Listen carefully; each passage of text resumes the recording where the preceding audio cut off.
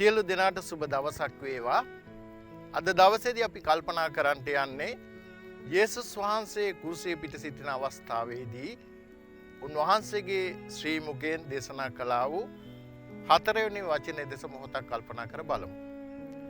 සුද්ධ මතේතුමාගේ සුභාරංචියේ 27 වෙනි පරිච්ඡේදයේ 47 වෙනි පදය සඳහන් වන ආකාරයට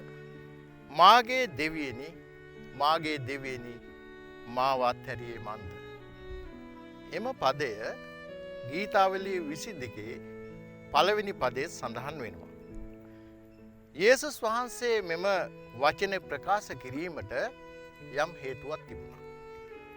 ඒ හේතුව තමයි උන්වහන්සේ අපි සියලු දෙනාගේ පාපය උන්වහන්සේගේ කරපිටගත් නිසා. ඒ අවස්ථාවේදී උන්වහන්සේ 100% දේවත්වයෙන් සිටියා, 100% මනුස්සත්වයෙන් සිටිය නිසා.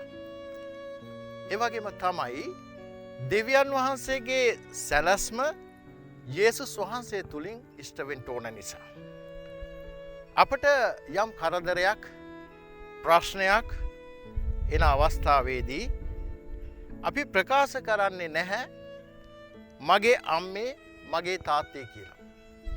අපි ප්‍රකාශ කරනවා අනේ දෙවියනි කියලා. මෙතනින්ම අපට පැහැදිලි වෙනවා මේ ලෝකය පාලනය කරන දෙවි කෙනෙක් සිටින බව.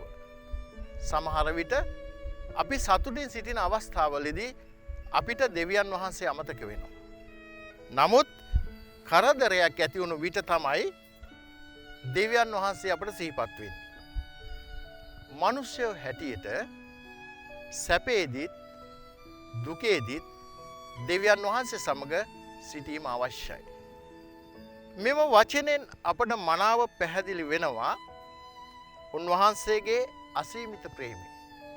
එම ප්‍රේමය කිසිම දවසක මිල කරන්න බෑ. මන්ද උන්වහන්සේ දෙන්නේ පිරිසිදු ප්‍රේමයක්, මිල කළ නොහැකි ප්‍රේමයක්.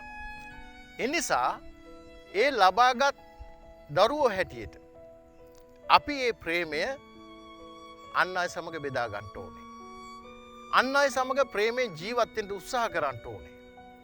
අන් අය සමග ඒ ප්‍රේමය තුල ක්‍රියා කරන්න ඕනේ. එසේ ජීවත් වුණොත් තමයි උන්වහන්සේ ප්‍රකාශ කළ වචනේ පරිසමාර්ථයෙන්ම සාර්ථක භාවයට පත් වෙන්නේ. ඉතින් මගේ ප්‍රේමවන්ත අයවලුනි, අපි උන්වහන්සේ ප්‍රකාශ කළ හතරවෙනි වචනේ අනුව අපි ජීවත් වෙන්න, අපි ක්‍රියා කරන්නට අපි උත්සාහ කරමු. එසේ කරන්නට ඔබ සියලු දෙනාට දේව පීඨ